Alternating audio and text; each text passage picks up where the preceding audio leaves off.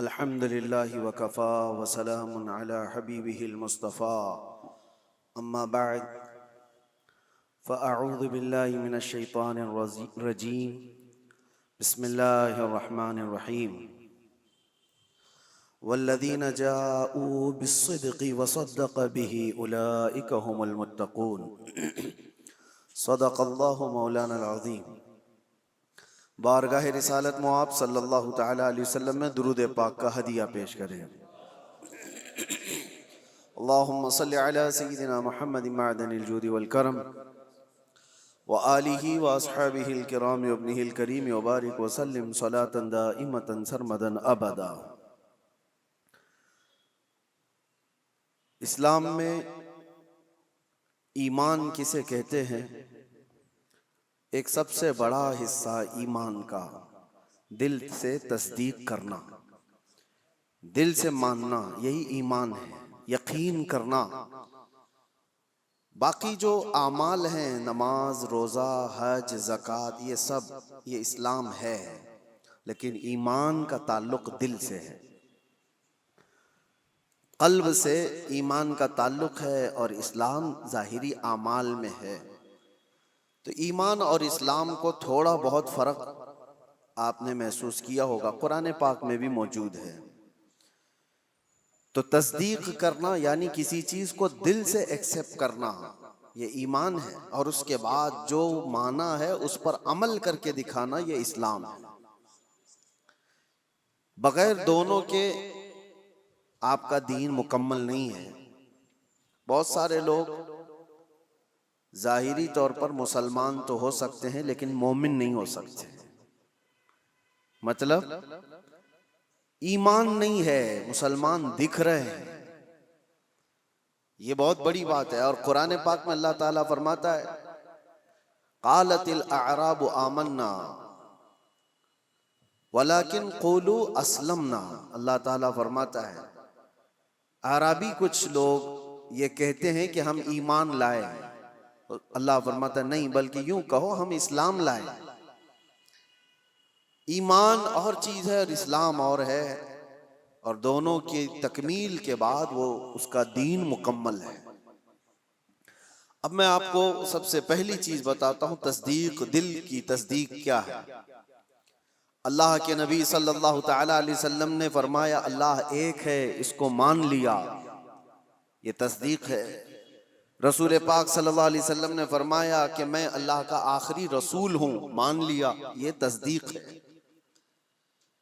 اللہ کے نبی صلی اللہ تعالی علیہ وسلم نے فرمایا اتنے نبی مجھ سے پہلے آئے تھے، ان کے کام یہ تھے، ان کے معجزات یہ تھے، تم نے مان لیا، یہ کیا ہے؟ دل کی تصدیق ہے، اس کو کہتے ہیں دل سے ماننا۔ اور دل سے ماننے کے لیے ایک بات اور میں آپ کو بتا دوں کہ دماغ کی ضرورت نہیں ہے کہ جو چیز ہماری سمجھ میں آئے وہی ماننا ہے، اور جو چیز نہ سمجھ میں آئے وہ نہیں ماننا، ایسا نہیں۔ ایمان اس کو نہیں کہتے۔ یعنی اگر تم یہ سوچو کہ جو چیز میرے سامنے مجھے لاجیکلی نہیں لگتی میں اس کو ایکسپٹ نہیں کرتا، اگر اس طرح کی بات کہتے ہو تو تم دل سے ماننے والے ہو ہی نہیں، تم دماغ سے پڑھنے والے ہو۔ اور ایمان قلب سے تعلق رکھتا ہے۔ مثال کے طور پر اللہ کے نبی صلی اللہ تعالی علیہ وسلم نے ارشاد فرمایا رات کے ایک چھوٹے سے حصے میں مسجد حرم سے مسجد اقصی گیا، بیت المقدس گیا، اور اس کے بعد پھر آسمانوں کا سفر کیا، اور پھر لوٹ کر کے آیا، پل بھر میں زنجیر بھی ہلتی رہی، بستر بھی رہا گرم، تا عرش گئے پھر آئے محمد صلی اللہ علیہ وسلم۔ اب کوئی انسان یہ کہے یہ لاجیکلی نہیں سمجھ میں آتا، اتنے شارٹ ٹائم میں یہ سفر کیسے ہو سکتا ہے، تو تم دماغ کی یہاں پر سوچیں دوڑا رہے ہو، دماغ کے گھوڑے دوڑا رہے ہو۔ لیکن تصدیق کسے کہتے ہیں؟ آؤ میں آپ کو بتاؤں۔ حضور پاک صلی اللہ علیہ وسلم معراج کے سفر کے بعد مکہ والوں سے یہی واقعہ بیان کر رہے تھے کہ کل کی شب اللہ تعالیٰ نے مجھے معراج کا سفر عطا کیا، مسجد حرم لے گیا، مسجد حرم سے مسجد اقصی، وہاں پر امام ائمہ انبیاء اکرام علیہ السلام کی امامت کیا، اس کے بعد پھر ساتوں آسمانوں کا سفر، عرش، کرسی، لوح، قلم، جنت، دوزخ، یہاں تک کہ رب ذوالجلال کا دیدار، اور پھر واپس آیا۔ یہ مکہ والوں کو میرے آقا بیان کر رہے تھے۔ اس وقت جس کو جو سوال کرنا تھا انہوں نے سوال کیا کہ اگر آپ بیت المقدس گئے تھے تو بتائیے وہاں کے حالات کیسے ہیں، بیت المقدس کا دروازہ کیسا ہے، کھڑکیاں کیسی، محراب کیسے۔ نبی پاک صلی اللہ علیہ وسلم سب کی چیزیں بتا رہے تھے۔ تو ایک ہوا یہ سوالات کر کے علم کو بڑھانا، اور ایک ہے بغیر کچھ پوچھے کہنا ہاں آپ صحیح کہہ رہے ہیں۔ دو چیزیں ہیں۔ لیکن اس محفل کی خصوصیت یہ ہے کہ ابو جہل اس کو موقع مل گیا، اس نے دیکھا کہ اتنی بڑی بات حضور کر رہے ہیں، تو گمراہ کرنے کے لیے ایک بڑا چانس ملا ہے، باہر نکلا اور سب کو بولنے لگا کہ محمد تو اب چھوٹی چھوٹی باتوں سے بہت بڑی باتوں پہ آ گئے۔ وہ تو آسمانوں کے سفر کی بات اور رات کے ایک حصے میں یہاں سے بیت المقدس کے سفر کی بات کر رہے ہیں، اور واپس مکہ میں بیٹھے ہوئے ہیں۔ تو وہ گمراہ کرنے کے لیے پروپیگنڈے کرنے لگا۔ اتفاق ایسا کہ اس محفل میں سیدنا ابوبکر صدیق نہیں تھے۔ حضور صلی اللہ تعالیٰ علیہ وسلم جب بیان کر رہے تھے اس محفل میں حضرت ابوبکر صدیق نہیں تھی۔ حضرت ابوبکر وہ کہیں سے آ رہے تھے، ابو جہل راستے میں ملا اور اس کے بعد پکڑ کر کے کہا ابوبکر رکو، بہت اہم کام ہے، امپورٹنٹ کام ہے، کیونکہ اسے پتا ہے کہ ابوبکر سے زیادہ قریب رسول اللہ کے کون ہیں۔ تو ابوبکر رضی اللہ تعالیٰ عنہ کو پکڑ کر کہتا ہے سنو ابوبکر، ایک مکہ میں نیا واقعہ ہو گیا ہے۔ پوچھا انہوں نے کہ کیا ہوا ہے؟ کہا ایک شخص ایسا ہے جو کہتا ہے رات کو وہ سویا تھا اور رات میں وہ اٹھ کر کے مسجد حرم گیا، مسجد حرم سے بیت المقدس مسجد اقصی گیا، اور واپس وہ رات یہیں آ گیا۔ کیا یہ پاسیبل ہے؟ ممکن ہے؟ اتنا ہی کہا اس نے۔ تو حضرت ابوبکر نے کہا ایسا کیسے ہو سکتا ہے؟ بات تو ہے، ایسا کیسے ہو سکتا ہے کہ رات کے ایک چھوٹے سے حصے میں کوئی مسجد حرم سے مسجد اقصی گیا ہو اور پھر واپس آ گیا ہو؟ ایسا کیسے ہو سکتا ہے؟ تو ٹھٹا مار کر کے ہنسنے لگا کہ میرا نشانہ صحیح لگا ہے ابو جہل۔ تو حضرت ابوبکر نے پوچھا بتاؤ تو صحیح کون ہے یہ اس طرح کہنے والا؟ ابو جہل نے کہا کوئی اور نہیں، تمہارے ساتھی محمد صلی اللہ علیہ وسلم یہ بات کہہ رہے ہیں۔ تو حضرت ابوبکر کو جلال آیا اور کہا کہ سن، انہوں نے تو مسجد حرم سے مسجد اقصی تک جا کر آنے کی بات کی ہے، اگر وہ وہاں سے آسمانوں کی بھی بات کریں گے تو میں مان لوں گا۔ ابھی انہوں نے معراج کا واقعہ سنا نہیں تھا، پہلے ہی کہا کہ وہ تو مسجد حرم سے مسجد اقصی تک کے سفر کی بات کر رہے ہیں کہ وہ رات میں جا کر واپس آ گئے۔ ابو جہل سن، اس سے بھی زیادہ اگر وہ آسمانوں کے سفر کی بھی بات کریں گے تب بھی میں تصدیق کرتا ہوں۔ اگر انہوں نے کہا ہے تو وہ جھوٹ نہیں ہو سکتا، یہ ہے تصدیق، یہ ہے تصدیق۔ اور حضرت ابوبکر رضی اللہ تعالیٰ عنہ اس وقت تک ابوبکر ہی تھے۔ جیسے ہی یہ واقعہ ہوا اور محفل رسول میں تشریف لائے تو نبی پاک صلی اللہ تعالیٰ علیہ وسلم نے آپ کو صدیق کہہ کر کے پکارا تھا۔ یہ تصدیق کرنے والا اور نبی پاک صلی اللہ تعالیٰ علیہ وسلم کی ہر بات کو من و عن ماننے والے حضرت ابوبکر صدیق، ایمان اس کو کہتے ہیں میرے عزیزو۔ ایمان ایک بہت پاورفل اندر کی انرجی ہے، جس میں ڈگمگ تھوڑا سا بھی ہو تو آدمی کشمکش میں مبتلا ہو جاتا ہے، شک و شبہ میں مبتلا ہو جاتا ہے۔ ایمان ایک بہت پاورفل چیز ہے، یقین کی اعلیٰ چیز کو کہتے ہیں۔ اب مثال کے طور پر اللہ تبارک و تعالی موت کے بعد ہمیں دوبارہ اٹھائے گا قیامت کے دن، اس پر یقین ہونا یہ ایمان کا حصہ ہے۔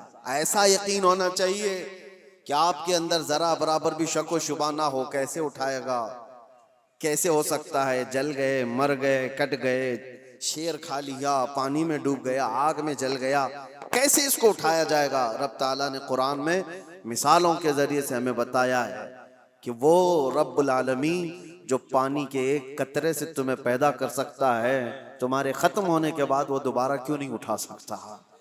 ایک نطفے سے جو انسان کی شکل تمہیں دے سکتا ہے، وہ تمہاری راکھ سے دوبارہ کیوں نہیں اٹھائے گا؟ تم ہوا میں تحلیل ہو جاؤ۔ تو یقین ایک اعلیٰ چیز ہے۔ حضرت ابوبکر صدیق رضی اللہ تعالیٰ عنہ کی ذات سے ہمیں یہ چیز ملتی ہے، یقین ہو تو ایسا ہو۔ اور دوسری ایک اور مثال میں آپ کو دیتا ہوں۔ بڑے بڑے لوگ جہاں پر کشمکش میں آ جاتے ہیں کہ کیا کرنا چاہیے کیا نہیں ہونا چاہیے، حضرت ابو بکر صدیق رضی اللہ تعالیٰ عنہ کا ایمان تو دیکھیں۔ حضور پاک صلی اللہ تعالیٰ علیہ وسلم کی وفات کے بعد حضرت ابو بکر نے ایسا محاذ چھیڑ دیا تھا کہ ایک طرف اسامہ بن زید جو 19 سال کے جوان تھے، رسول اللہ صلی اللہ علیہ وسلم نے اپنی حیات کے آخری دنوں میں ان کو لشکر دے کر بھیجا تھا۔ ابھی وہ لشکر مدینے سے زیادہ دور نہیں گیا تھا کہ میرے آقا کی وفات ہو گئی۔ 10,000 صحابہ کا لشکر، اور وہ واپس آئے مدینے میں حضور کی وفات کی غم کی خبر سن کر۔ یہ بات حضور کی وفات ہوتے ہی چند دنوں کے بعد ایک فتنہ اور پھیل گیا کہ ایک دوسرا شخص مسیلمہ کذاب، اس نے اپنے نبی ہونے کا دعویٰ کر دیا۔ حضور کی وفات کے بعد اس نے نبوت کا دعویٰ کر دیا اور اس نے اپنی ایک جماعت بنا لی۔ دوسرا فتنہ، ایک اسود عنسی نام کا شخص، اس نے بھی نبوت کا دعویٰ کر دیا۔ ایک اور فتنہ اٹھا، جو لوگ زکوٰۃ دیتے تھے انہوں نے زکوٰۃ سے انکار کر دیا کہ ہم زکوٰۃ آج سے نہیں دیں گے، کہ وہ رسول اللہ کی حیات میں دیتے تھے۔ تو یہ ایک ساتھ اتنے فتنے کھڑے ہو گئے اچانک، اور حضرت ابو بکر صدیق زمام خلافت کو سنبھالے ہوئے۔ تو آپ نے اسامہ بن زید سے کہا جو رسول اللہ نے تمہیں جہاں بھیجا ہے نکل جاؤ لشکر دے کر، جو صحابہ۔ تو حضرت عمر نے کہا روک کر کے کہ ابھی مدینے میں ضرورت ہے، اتنے فتنے ہیں، آپ اس لشکر کو روک لیجئے، اتنے 10 صحابہ سب چلے جائیں گے جنگ میں، کیا ہوگا؟ حضرت ابو بکر نے کہا قسم رب ذوالجلال کی، جس فیصلے کو میرے رسول نے نافذ کیا، میں ابو بکر ہوتا کون ہوں اس کو واپس لینے والا۔ اللہ کے نبی صلی اللہ علیہ وسلم نے اس لشکر کو روانہ کیا ہے، میں اس کو واپس نہیں ہوں۔ ان کو سوار کیا اور پورے لشکر کو روانہ کیا۔ پھر پوچھا حضرت عمر نے باقی ان لوگوں کا کیا ہوگا؟ یہ مسیلمہ کذاب ہے، اسود عنسی ہے، یہ منکرین زکوٰۃ ہیں، ان کا کیا ہوگا؟ حضرت ابو بکر نے کہا مدینے کے جتنے لوگ ہیں سب جمع ہو۔ چھوٹی سی ایک فوج مسیلمہ کذاب کے خلاف بھی، اسود عنسی کے خلاف بھی بھیجا، اور اس کے بعد پھر زکوٰۃ کے منکرین ان کے پاس بھی تقاضا کرنے کے لیے۔ تو حضرت عمر نے کہا ایک ساتھ اتنے سارے محاذات پر کیسے آپ لڑو گے؟ تو حضرت ابو بکر صدیق اس وقت کیا کہتے ہیں سنو۔ آپ نے کہا اے عمر، اسلام لانے سے پہلے جو تمہارے اندر جلال تھا وہ کہاں چلا گیا؟ جو جوانی کے جوہر تھے تمہارے وہ کہاں چلے گئے؟ یہ کیسی بات کر رہے ہو؟ اللہ کی قسم مدینے والوں کے چھیتڑے اڑ جائیں تب بھی میں خاموش نہیں بیٹھوں گا، کیونکہ میرے رسول کے دین کا مسئلہ ہے۔ اور سب کو نافذ کیا، اور اللہ نے ہر جگہ فتح مبین عطا فرمائے۔ جتنے محاذ، ایمان ایسا قوی تھا کہ آپ کو اللہ کی ذات پر ایسا بھروسہ۔ ایک اور مثال میں آپ کو بتاتا ہوں، بہت ایسا وقت آ جاتا ہے ڈیسیژن لینا بہت مشکل ہو جاتا ہے زندگیوں میں، لیکن فرمان رسول جہاں نظر آئے اے مسلمانوں اپنی ساری چیزیں چھوڑ دو اس کے سامنے۔ میرے آقا نے فرمایا کئی مسئلے ہمارے پاس آتے ہیں، پراپرٹی کے جھگڑے، ابھی کچھ کل ہی کی بات ہے، ہم وراثت کے مسئلے لکھ کر کے دے رہے ہیں سامنے والے کو، تو ان کا جو ایکسپیکٹیشن تھا کہ ان بہنوں کو نہیں ملنا چاہیے، ان کو تو شادیوں میں دیا گیا تھا۔ ہم نے کہا اللہ کے نبی کی شریعت یہ ہے، قرآن میں اللہ نے یہ فرمایا، تو انہوں نے اس کو لپیٹ کے رکھ دیا اور کہا کورٹ سے دیکھ لیا جائے گا۔ میرے عزیزوں، کیا یہ ایمان ہے؟ تمہیں میں رسول اللہ کا فرمان بتا رہا ہوں، نبی نے یہ فرمایا ہے، ہونا تو یہ چاہیے کہ اپنی زندگی کی ہر شے فرمان رسول پر چھوڑ دو۔ صرف دولت اور جائیداد کے نام پر اس پر قابض ہونے کے لیے لوگ اپنی شریعت سے بھی دور ہو جاتے ہیں۔ حضور کے فرمان کو پیٹ پیچھے ڈال دیا، قرآن کے حکم کو سنا سنا کر کے بھی ہم ان کو بتائیں تب بھی چھوڑ دیا۔ آخرت کا خوف جسے نہیں ہے وہ تو یہاں ہر حلال و حرام کھا جائے گا۔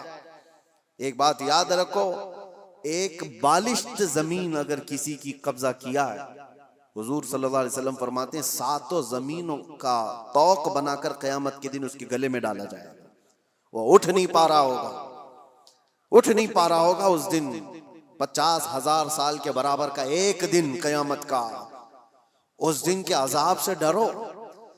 میں کہنا یہ چاہتا ہوں کہ جب تمہارے سامنے رسول اللہ کی حدیث آ جائے کہ میرے آقا نے یہ فرمایا، اپنی خواہشات چھوڑ دو، اپنی جو بھی ایکسپیکٹیشن ہے اس کو ختم کر دو۔ نہیں، میرے آقا نے فرمایا، ختم ہے بات۔ ایمان اسی کو کہتے ہیں۔ میں بتا رہا تھا سیدنا ابو بکر صدیق کے بارے میں۔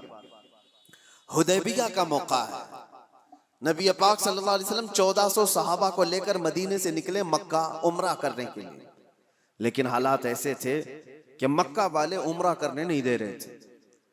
روک دیا 35 کلومیٹر دور، مکہ سے دور، کہ آپ لوگ عمرہ نہیں کر سکتے، اور جنگ کرنے پر تلے ہوئے تھے مکہ والے۔ اس وقت تھوڑا طاقت میں تھے۔ نبی پاک صلی اللہ تعالی علیہ وسلم نے دیکھا کہ ہم احرام کی حالت میں آئے ہوئے ہیں عمرہ کرنے کے لیے، لیکن یہ جنگ کرنا چاہتے ہیں، اور حضور جنگ نہیں کرنا چاہتے تھے۔ تو مکہ والوں کے سامنے آپ نے صلح کی تدبیر رکھی کہ ہم آپس میں سمجھوتا کر لیتے، صلح کر لیتے۔ تو مکہ والے اس پر تیار ہوئے، صلح ہوئی دونوں کے درمیان۔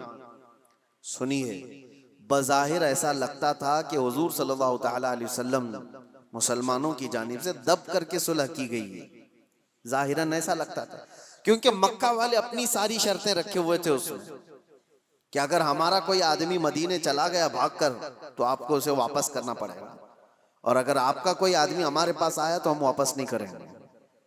یہ زبردستی کی چیزیں بہت اس طرح کی، ایک میں مثال دے رہا ہوں۔ انہوں نے سب اپنی حمایت میں ایگریمنٹ کے جو کلاوز ہیں وہ سب لکھوائے، اور رسول پاک صلی اللہ تعالی علیہ وسلم کو دستخط کرنے کے لیے کہا۔ آپ کو میں بتا رہا ہوں کہ اس وقت نبی پاک صلی اللہ تعالی علیہ وسلم دستخط کر رہے تھے تو صحابہ کرام کے دلوں میں بات کیا تھی؟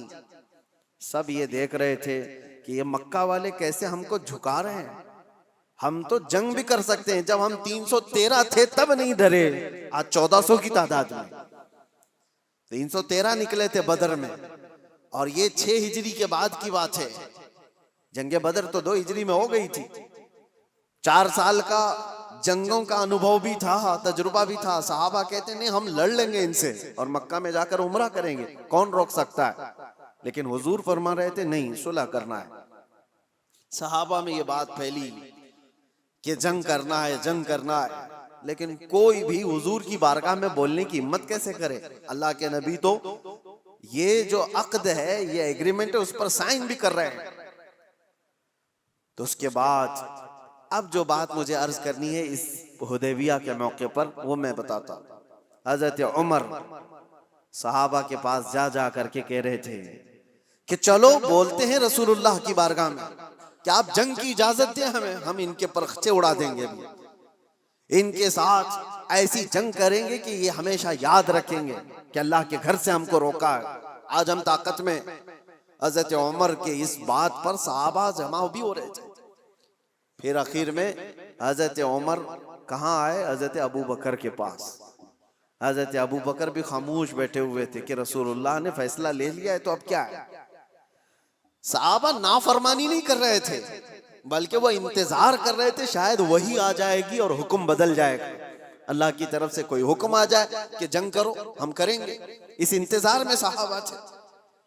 پھر حضرت عمر جاتے ہیں کہاں پر؟ حضرت ابو بکر کے پاس۔ حضرت ابو بکر سے کہتے ہیں ابو بکر نہیں دیکھ رہے تم حالات کیسے ہو گئے؟ مکہ والے ہم پر حاوی ہوتے جا رہے ہیں، غلبہ پا چکے ہیں اور ہمیں جھکا کر کے صلح کرا رہے ہیں، اور رسول اللہ صلی اللہ علیہ وسلم ایسے وقت ان کے ساتھ صلح کی دستخط کر رہے ہیں۔ ابو بکر چلو آپ کی بات رسول اللہ ٹالتے نہیں۔ تو یہ بولے جا رہے تھے حضرت ابو بکر سنتے رہے۔ اس کے بعد جانتے ہو حضرت ابو بکر پلٹتے ہیں اور اتنے جلال کے ساتھ حضرت عمر کے کندھوں کو پکڑ کر جھجھوڑ دیا اور کہا الزم غرضک یا عمر، اے عمر ہوش میں رہ کر کے بات کرو، تم کس کے لیے بات کر رہے ہو؟ وہ اللہ کے رسول ہیں، انہوں نے جو فیصلہ لے لیا، دنیا ٹل جائے ابو بکر اس کے خلاف نہیں جا سکتا۔ سارے صحابہ کے دلوں میں بات یہ تھی کہ جنگ کی اجازت مل جائے، جنگ کی اجازت۔ حضرت ابو بکر کا جلال یہ تھا کہ عمر جو رسول اللہ فیصلہ لے رہے ہیں وہ اللہ کے نبی ہیں، آگے کا دیکھ کر کے فیصلہ لے رہے ہیں، اس کے خلاف نہیں جا سکتے۔ حضرت عمر کہتے ہیں اس وقت میں جوش میں یہ سب چیزیں کر رہا تھا، لیکن ابو بکر کی شکل دیکھ کر کے پھر مجھے اندازہ ہو گیا ایمان کسے کہتے ہیں، ایمان کسے کہتے ہیں۔ نبی پاک صلی اللہ تعالیٰ علیہ وسلم نے جو فرما دیا، اس کے بعد پھر ٹس سے مس نہ ہونا، یہ ایمان کی علامت ہے۔ حضرت عمر توبہ کر لی، پیچھے ہٹ گئے۔ ایسا نہیں ہے کہ جا کر کے پھر صحابہ کو انہوں نے جمع کیا اور حضرت ابو بکر کی بھی بات ٹال دی، نہیں، انہیں احساس ہوا کہ حضرت ابو بکر نے اس دن جو فیصلہ لیا ہے وہ رسول اللہ کی بات پر لیا۔ اور پھر دیکھا بھی سارے صحابہ نے، صلح تو ہوئی تھی، 1 سال یہ ایگریمنٹ مکہ والے چلا نہیں سکے۔ دوسرے سال میرے آقا صلی اللہ تعالیٰ علیہ وسلم 10,000 صحابہ کو لے کر مکہ تشریف لائے تھے، اور بغیر جنگ و جدال اور قتل و قتال کے مکہ فتح ہو چکا تھا۔ اور اس دن جو مکہ فتح ہوا، آج تک اس کی روشنی اور اس کی برکتیں مکہ میں موجود ہیں۔ ہاں، 1 سال پہلے صلح پر حضور نے جو دستخط کی تھی، اس کا اثر آج تک بھی ہے۔ تو حضرت ابو بکر صدیق کا وہ ایمان تھا کہ نبی پاک صلی اللہ تعالیٰ علیہ وسلم کے فرمان کے بعد پھر کوئی چیز نہیں۔ آج کیا ہمارے اندر ایمان کا وہ حصہ ہے؟ کیا ہم ویسی تصدیق کرتے ہیں کہ حضور نے جو فرما دیا وہ حق ہے؟ لوگ آج سائنس سے کمپیئر کر کے دیکھنا چاہتے ہیں۔ ہاں، سائنس آ گیا ہے تو اب ایک نئی چیز یہ بھی چل پڑی ہے نا کہ ہر چیز کو سائنس سے دیکھا جائے۔ سائنس یہ کہہ رہا ہے تو میرے نبی نے 1400 سال پہلے کیا۔ ارے ہمارے نبی کے فرمان کو صحیح کرنے کے لیے سائنس جیسی 1000 چیزیں آئیں، اس کی کوئی حاجت نہیں۔ سائنس کی تھیوریاں ہر نئے سال میں بدلتی رہتی ہیں۔ ڈارون نے پہلے کیا کہا تھا؟ انسان بندروں کی اولاد ہے، بندروں سے یہ ارتقاء یعنی ڈیولپ ہوتے ہوتے پھر انسان بن گیا۔ اس کے بعد اس نظریے کو، اس فارمولے کو رد کر دیا گیا 100 سال بعد۔ اس کے بعد پھر کئی سائنٹسٹ ایسے آئے جنہوں نے ایک تھیوری پیش کی، اس کو بعد میں چل کر کے ختم کر دیا گیا، اس کے خلاف دوسرے سائنسدان کی تھیوری قبول کر لی گئی۔ یہ تو سائنس میں چلتا رہے گا۔ میرے نبی پاک صلی اللہ تعالیٰ علیہ وسلم کے فرمان کو اگر بظاہر آج سائنس ایکسپٹ نہیں کرتا تو میرا تو یقین ہے کہ کل کو جب یہ اور ترقی کرے گا، اسے سمجھ میں آ جائے گی میرے نبی کا فرمان یہ حق تھا۔ ابھی کل ہی کچھ پرسوں کی بات ہے، کچھ نوجوان پڑھے لکھے وہ کہہ رہے تھے کہ زمین ساکن ہے یا حرکت کر رہی ہے، روٹیشن میں ہے۔ سائنس تو یہی کہتا ہے کہ زمین روٹیشن میں ہے، خود اپنے اطراف گھومتی ہے تو 24 گھنٹے ہوتے ہیں، اور سورج کے اطراف پورا چکر لگاتی ہے تو 365 دن ہو جاتے ہیں۔ یہ سائنس کی ایک تھیوری ہے، ارتھ روٹیشن۔ اس نظریے کو ابھی تک تو سائنس لے کر کے چل رہا ہے، اور نوجوانوں نے ہم سے کہا تھا کہ قرآن میں اور حدیث میں کیا ہے اس کے سلسلے میں۔ اعلیٰ حضرت امام اہل سنت فاضل بریلوی رحمۃ اللہ تعالیٰ علیہ نے اس کے خلاف میں لکھا ہے، اور کتاب ہے پوری، الفوز المبین در رد حرکت زمین۔ زمین حرکت نہیں کر رہی ہے، زمین اپنی جگہ پر ہے، سورج نکلتا ہے اور ڈوبتا ہے۔ قرآن میں اللہ نے فرمایا کہ سورج مشرق سے نکلتا ہے، مغرب میں ڈوبتا ہے۔ تو یہ تو بات ہوئی، میں اس کی تحقیق میں آپ سے بات نہیں کر رہا کہ یہ میرا موضوع نہیں ہے کہ سورج کہاں سے نکلتا ہے، کب نکلتا ہے، سال میں کتنی جگہوں سے نکلتا ہے اور کہاں ڈوبتا ہے، اور سائنس اس کو کیا کہتا ہے، اور ارتھ روٹیشن کے بارے میں تفصیلات آپ اس علم کے ماہرین سے معلوم کریں۔ لیکن میں یہ کہتا ہوں نوجوانوں سے، جب تمہارے پاس ایسی 2 چیزیں آئیں، یہ تو ایک مثال کے لیے کہہ رہا ہوں، تم سامنے دیکھ رہے ہو کہ سائنس کی تھیوری یہ ہے، انہوں نے یہ چیز پیش کی ہے، اور ایک طرف فرمان مصطفیٰ ہے، نبی کونین صلی اللہ تعالیٰ علیہ وسلم ہے، تو اے نوجوانوں بتاؤ ایمان کسے کہتے ہیں؟ حضور پاک کی بات کو آنکھ بند کر تسلیم کر لینا، یہ اس یقین کا نام ایمان ہے، یہ ایمان ہے۔ آپ کو پتہ ہے یہ ترقیاں تو بہت بعد میں ہوتی آئیں، وہ صحابہ کیسے ایمان لائے؟ قرآن میں ایک آیت ہے، اللہ تعالیٰ فرماتا ہے اذا اخرج یدہ لم یکد یراہ، یہ 18ویں پارے سورہ نور کی آیت ہے، ظلمات بعضها فوق بعض، یعنی ایک علاقہ، ایک جگہ ایسی ہے اندھیریوں پہ اندھیریاں، اندھیریوں پہ اندھیریاں، سورج کی ایک کرن بھی وہاں پر نہیں ہوتی، اگر کوئی آدمی ہاتھ بھی نکالے تو ہاتھ بھی نہیں دیکھ سکتا۔ لیکن 18ویں صدی کے بعد ایک ایسا شخص جس نے اوشین کا، سمندر کا سفر کیا، اس نے سمندروں کے بیچ میں ایک جگہ ایسی پائی جہاں پر بہت گھٹا ٹوپ اندھیری، اتنا اندھیرا ہے کہ ہاتھ بھی نہیں دکھتا۔ اس نے اپنے سفر کے بعد آ کر یہ واقعہ بیان کیا، میں نے دنیا میں ایک ایسی جگہ دیکھی جہاں مکمل طور پر اندھیرا ہے، ایسا اندھیرا کہ وہاں کوئی شے کی اجالا بالکل بھی نہیں ہے۔ تو اس کو کسی عالم نے کہا یہ تو قرآن میں اللہ کے نبی صلی اللہ تعالیٰ علیہ وسلم نے جو آیت پڑھی ہے، اللہ کا حکم بیان کیا ہے، یہ موجود ہے۔ اب سنیے، اس سائنٹسٹ نے پوچھا اچھا یہ تو 18ویں صدی کی ترقیاتی زمانے میں نے یہ انکشاف کیا ہے، ایکسپلور کیا ہے، یہ بات پہلے سے کیسے آ سکتی ہے؟ اس نے پوچھا ہو سکتا ہے محمد صلی اللہ تعالیٰ علیہ وسلم سمندروں کا زیادہ سفر کرتے ہوں گے، کبھی اس سفر کے دوران انہوں نے بھی دیکھ لیا ہوگا آج سے 1400 سال پہلے، اور انہوں نے بیان کر دیا ہوگا قرآن میں۔ تو حیرت کی بات ہے میرے عزیزوں، مفسرین نے اس سے بتایا کہ تعجب کی بات یہ ہے میرے عزیز، میرے نبی صلی اللہ تعالیٰ علیہ وسلم کی عمر مبارک 63 سال کی تھی ظاہری، اور پورے 63 سال کی ظاہری عمر میں ایک بار بھی حضور سمندر کے پاس نہیں گئے۔ سفر تو دور کی بات ہے، سمندر پر نہیں گئے حضور، اور سمندروں کے بیچوں بیچ موجود چیز کی خبر دے رہے ہیں۔ اس نے کہا تب پھر ایسی خبر دینے والا یہ انسانی خبر دینے والا نہیں ہے، یہ تو پھر اسی کی خبر ہوگی جس نے یہ پیدا کیا، یہ خالق کائنات کی خبر ہے۔ عزیزان گرامی، میں یہ باتیں اس لیے عرض کر رہا ہوں کہ ایمان صحابہ کرام کا ایسا تھا کہ اللہ کے نبی صلی اللہ تعالیٰ علیہ وسلم نے فرما دیا، مان لیا کہ ہاں۔ حضور نے فرمایا سب سے پہلے روئے زمین پر آنے والے کون؟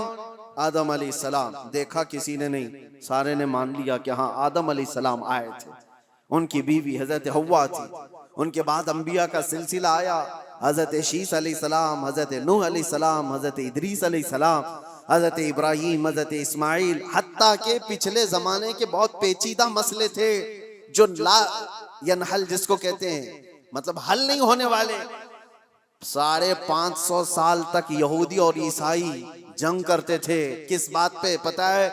عیسیٰ علیہ السلام کو یہودیوں نے سولی پر چڑھا دیا، یہ آج بھی مشہور ہے کہ وہ سولی پر چڑھ گئے۔ سنیے عیسیٰ علیہ السلام کے متعلق، عیسیٰ علیہ السلام کو قتل کرنے کا ناپاک ارادہ بنا کر یہودیوں نے ایک ٹیم تیار کی، اور جس دن وہ اپنے گھر پر موجود تھے اس وقت سارے لوگوں نے گھر کا گھیراؤ کیا اور ایک شخص کو اندر بھیجا کہ جا کے دیکھ کر کیا ہو عیسیٰ ابن مریم ہے یا نہیں۔ تو عیسیٰ ابن مریم کو دیکھنے کے لیے ایک یہودی اندر آیا۔ اللہ تبارک و تعالیٰ کی قدرت کاملہ یہ ہے کہ اللہ نے اس آئے ہوئے شخص کو عیسیٰ علیہ السلام کی شکل دے دی، اور عیسیٰ علیہ السلام کو آسمانوں پر اٹھا لیا، آسمانوں پر اٹھا لیا، اور وہ شخص گھر کے اندر تھا، کافی دیر تک وہ باہر نہیں آیا۔ تو یہودیوں نے دیکھا کہ کہاں چلا گیا ہے، ابھی تک جو معائنہ کرنے گیا تھا آیا نہیں۔ تو لوگوں نے سوچا کہ کچھ گڑبڑ نہ ہو جائے، تو سب گھس گئے اندر گھر میں، اور دیکھا کہ بیٹھے ہوئے ہیں عیسیٰ ابن مریم، اٹھایا پکڑ کر کے لے آئے باہر۔ عیسیٰ ابن مریم نہیں تھے، ان کا ہی شخص تھا جس کو اللہ نے وہ شکل دے دی تھی، اس کو لا کر کے پھانسی پر چڑھا دیا، سولی پر چڑھا دیا، دیکھا نہیں کچھ نہیں۔ اس کے بعد پھر فکر میں مبتلا ہو گئے ہمارا آدمی کہاں گیا ہے جو اندر دیکھنے گیا تھا۔ تو اصل بات یہ تھی کہ اس کے دھڑ کا نچلا حصہ اس کا اصلی والا ہی حصہ نظر آ رہا تھا جو شخص اندر گیا تھا۔ تو کچھ یہودیوں نے کہا یہ تو ہمارا ہی آدمی ہے۔ تو لوگوں نے پھر اختلاف یہ کیا کہ اگر یہ ہمارا آدمی ہے تو عیسیٰ ابن مریم کہاں گئے، وہ کہاں چلے گئے؟ تو بعض نے کہا یہ دیکھو اوپر کی شکل تو عیسیٰ ابن مریم کی دکھتی ہے۔ اس شک کی زندگی میں ان کے 550 سال گزر گئے، 550 سال۔ یہودی یہ کہتے تھے، عیسائی یہ کہتے تھے، یہودی یہ کہتے تھے، عیسائی یہ کہتے تھے۔ ان اختلافات کو ختم کرنے کے لیے اگر کوئی ذات آئی تو محمد الرسول اللہ کی۔ میرے آقا صلی اللہ تعالیٰ علیہ وسلم جب تشریف لائے تو پھر آپ نے کیا فرمایا؟ قرآن کی آیت اتری وما قتلوہ وما صلبوہ ولکن شبہ لہم. اللہ نے فرمایا نہ انہوں نے عیسیٰ ابن مریم کو قتل کیا ہے نہ سولی پر چڑھایا، بلکہ اللہ تعالیٰ نے ان کی شباہت، ان کی شکل دوسرے کو دے دی تھی. اور اللہ نے وَلَٰكِن رَفَعَهُ اللَّهُ إِلَيْهِ، اللہ نے عیسیٰ ابن مریم کو آسمانوں پر اٹھا لیا ہے. یہ عقدہ حل کسی نے کیا ہے تو میرے مصطفیٰ نے. دنیا بھر کے عیسائیوں کو بھی احسان ماننا چاہیے قرآن کا جو ایسی گتھی ہے، کیونکہ عیسیٰ علیہ السلام کے بعد پھر کوئی نبی آیا نہیں جو بتا سکے. کون بتائے گا کہ کیا ہوا تھا کیا نہیں؟ تو حضرت عیسیٰ علیہ السلام کے اس مسئلے کو رسول اللہ نے بیان فرمایا اور سارے صحابہ نے اس پر کبھی چوں چرا کیا، سب نے من وان تسلیم کیا. بہت سارے عیسائیت سے ایمان لائے ہوئے بھی، یہودیت سے ایمان لائے ہوئے بھی صحابہ موجود ہیں. سبوں نے میرے آقا کی بات پر، فرمان پر یقین کر لیا. آج اس بات کی ضرورت ہے. اب میں تصدیق کے بعد جو دوسرا سٹیپ آتا ہے اس سے میں کہتا ہوں یہ بھی ضروری نہیں کہ آپ نے مان لیا کہ میرے نبی حق پر ہیں، میرے نبی کا ہر فرمان حق ہے، اللہ کے رسول جو فرما دیں وہ 100% ساری چیزیں سچ ہیں. مان لینے کا مطلب بھی نہیں ہے. ایمان تو مان لینے کا مطلب ہو گیا، لیکن اس کے بعد اسلام کا سٹیپ بھی تو ہے. مان تو لیا، اب کر کے بھی تو دکھاؤ. مانا ہے تم نے دل سے اور اس کے بعد اب عمل کر کے دکھاؤ. یہ دو حصے ہیں، ایمان ہے اور اسلام ہے. ہو سکتا ہے میں آپ کو بلیم نہیں کرتا کہ آپ مومن نہیں ہیں، ہو سکتا ہے ایمان والے ہیں، سب کے دلوں میں یقین 100% موجود ہے.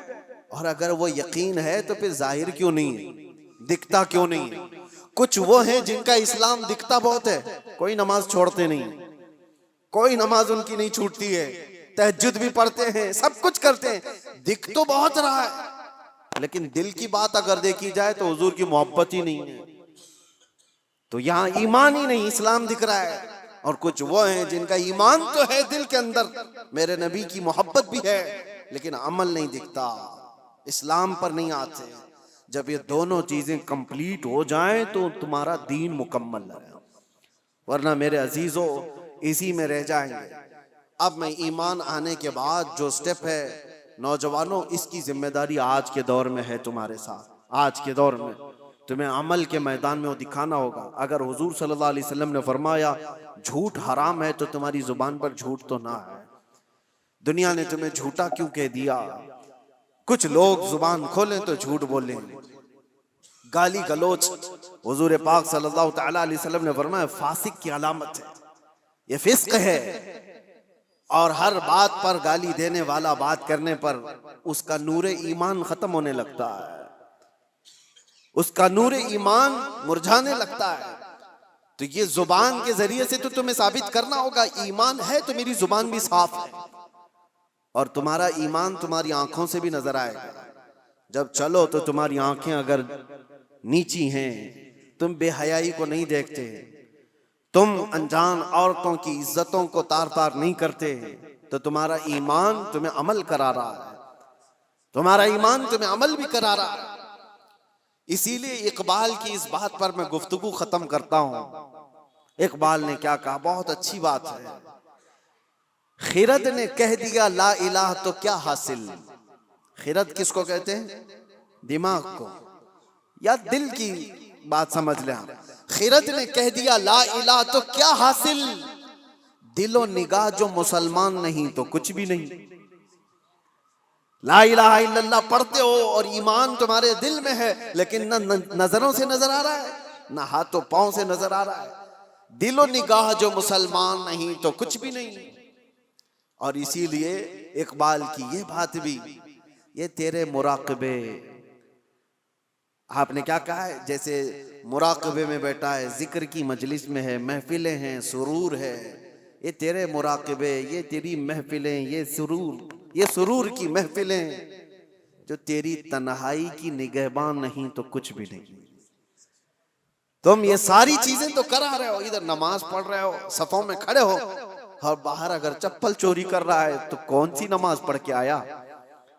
قرآن تو کہہ رہا ہے ان الصلاۃ تنہی عن الفحشاء والمنکر، بے شک نماز تمہیں ہر بے حیائی اور برائی سے روکتی ہے. تو یہ مسجد کے باہر ہی نہیں روک پائی تمہاری نماز، وجہ کیا ہے؟ کہ تم یہاں پر اس کو کمبائن نہیں کر رہے ہو، دل سے مانتے ہو اللہ ایک ہے، اس کی باتوں کو امپلیمنٹ کرنا یہ دوسرا تمہارا دوسرا حصہ ہے، اس پر تم کھرے نہیں اتر پا رہے۔ جیسے کہ آج مسئلہ یہ نہیں ہے میرے عزیزو الیکشن میں جیت لینے کا، میں ایک ایگزامپل دے رہا ہوں، بہت سارے لوگ بڑی محنتوں سے الیکشن جیتتے ہیں، اور الیکشن جیتنے کے بعد نیتا جی سب سے پہلے کیا کرتے ہیں پتہ ہے؟ اوتھ لیتے ہیں، شپت لیتے ہیں سب کے سامنے، میں یہ کروں گا، میں یہ کروں گا، میں وہ کروں گا، جس کی بھی انہیں اوتھ لینی ہے۔ یہ کمال کی بات نہیں، وہ تو ہر نیتا کر لے گا، لیکن اس اوتھ کی لاج 5 سال رکھ پاتا ہے؟ نہیں، یہ کمال کی بات ہے۔ وہ جو اس نے حلف اٹھایا، وہ جو قسم اٹھایا، اس کی لاج رکھتا ہے، جو کہا ہے وہ 5 سال کر کے دکھاتا ہے، تب تو پھر اس نے اپنی قسم کی لاج رکھی۔ یہ بلا تشبیہ بلا تمثیل لا الہ الا اللہ کہہ دیا، تو تم اس کلمے کی لاج رکھتے ہو اپنی زندگی میں یا نہیں؟ یہ کمال کی بات ہے۔ کلمہ تو 70,000 بار پڑھے ہوئے لوگ ہیں، لاکھ بار پڑھے ہوئے لوگ ہیں، لیکن صرف پڑھ لینے سے تو تمہاری زندگی بھی وہی ہے جو جھوٹے لوگ اوتھ لے کر کے چلے جاتے ہیں، باقی تو ان کو کوئی مطلب نہیں۔ میرے عزیزو، ایمان والا جو ہے، آپ یہ بھی مت سمجھیں آپ مسلمان مسجد میں ہیں، ابھی سارے مسلمانوں کی شکل دکھ رہی ہے، بازار میں آپ مسلمان نہیں ہیں، دکان میں آپ مسلمان نہیں ہیں، گھر میں آپ مسلمان نہیں ہیں، شادیوں میں آپ مسلمان نہیں ہیں۔ مسلمان 24 گھنٹے مسلمان ہے، ایمان اس کے ساتھ مسلسل ہے۔ ایک بات مجھے یاد آتی ہے، ایک پلین میں سفر کے دوران ایک آسٹریلین نوجوان، وہ نیو مسلم تھا یا پرانا جو بھی، لیکن ایمان ہونا چاہیے ایسے، ایئر ہوسٹس نے سرو کرتے ہوئے اس کو شراب دیا۔ ظاہر سی بات ہے انٹرنیشنل فلائٹس میں یہ عام سی بات ہے، نارمل سمجھا جاتا ہے۔ اس نے سرو کیا تو جواب میں اس نوجوان نے انکار یوں نہیں کیا کہ مجھے نہیں چاہیے، بلکہ اس سے یوں کہا آئی ایم اے مسلم۔ یہ کئی لوگوں کو چبھ جاتی ہے بات۔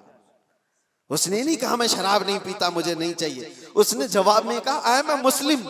اسے پتا چلنا چاہیے شراب اور مسلم اپوزٹ چیز ہے، مجھے ہی نہیں دوبارہ کسی اور کو بھی نہیں دینا۔ اس نے کہا، اب اس ایئر ہوسٹس نے تڑ کے کہنا شروع کیا کہ یہ کیا بات ہوئی، تم مسلمان ہو، نہیں پینا ہے نہیں پیو، تم یہ کہتے ہو مسلمان ہے، ارے اس میں ہوتا کیا ہے، 8-9 گھنٹے کی فلائٹ ہے، ریلیکس کر سکتا ہے آدمی، دوسرے بھی تو ہیں اس فلائٹ میں بیٹھے ہوئے، وہ تو پی رہے ہیں، تم نے یہ جواب کیوں دیا؟ اس نے بے تکلفی میں بات کرتے ہوئے ایئر ہوسٹس نے کہا، حالانکہ اس کو آرگیو کرنے کا حق نہیں تھا، ایسی ہی اس نے بات کی۔ تو سنو میرے عزیزو، اس نوجوان نے کہا ٹھیک ہے تم کہتی ہو یہ مجھے پینا چاہیے، تو تم پہلے پائلٹ کو پلاؤ، پائلٹ کو پلا کر کے آؤ۔ تو اس نے کہا پیتا ہوگا جب لینڈ ہو جائے گی، جب وہ اپنے اسٹیشن پر ہوگا، ابھی تو وہ ڈیوٹی پہ ہے، آن ڈیوٹی ڈرنک الاؤڈ نہیں ہے۔ اس نوجوان نے کہا میں مسلمان 24 گھنٹے ڈیوٹی پر ہوں، میں اپنی لائف کے ہر حصے میں میرے مصطفیٰ کریم صلی اللہ علیہ وسلم کا وفادار ہوں۔ یہی بات تو ہے کہ حضرت عبداللہ بن حذافہ ایک صحابی ہیں، ان سے ایک رومی بادشاہ نے کہا تھا ایسا نوجوان مجھے چاہیے، اتنا ٹرین، اتنا یقین والا، اتنا پاورفل۔ بادشاہ، رومی بادشاہ نے حضرت عبداللہ بن حذافہ سے یہ کہا تو آجا میرے پاس، تجھے میں وزیر بنا لوں گا، اور اگر نہیں تو آدھی سلطنت دے دوں گا، تو آجا میرے پاس، ایسا مجھے ایک نوجوان چاہیے۔ عبداللہ بن حذافہ نے کیا کہا تھا جانتے ہو؟ کہا بادشاہ سن، تو آدھی سلطنت نہیں، تیری پوری سلطنت، اس کے بعد اور ایک سلطنت، اس کے بعد اور ایک سلطنت پوری مجھے دے دے، پلک جھپکنے کے برابر بھی میں میرے نبی سے بے وفائی نہیں کر سکتا، ان کے فرمان کے خلاف نہیں جا سکتا، دین چھوڑنا تو دور کی بات، ان سے ایک پلک جھپکنے کے برابر بھی بے وفائی نہیں کر سکتا۔ یہ ہے ایمان، اللہ ہمیں ایسا ایمان عطا فرمائے۔ وآخر دعوانا ان الحمدللہ رب العالمین۔ السلام علیکم۔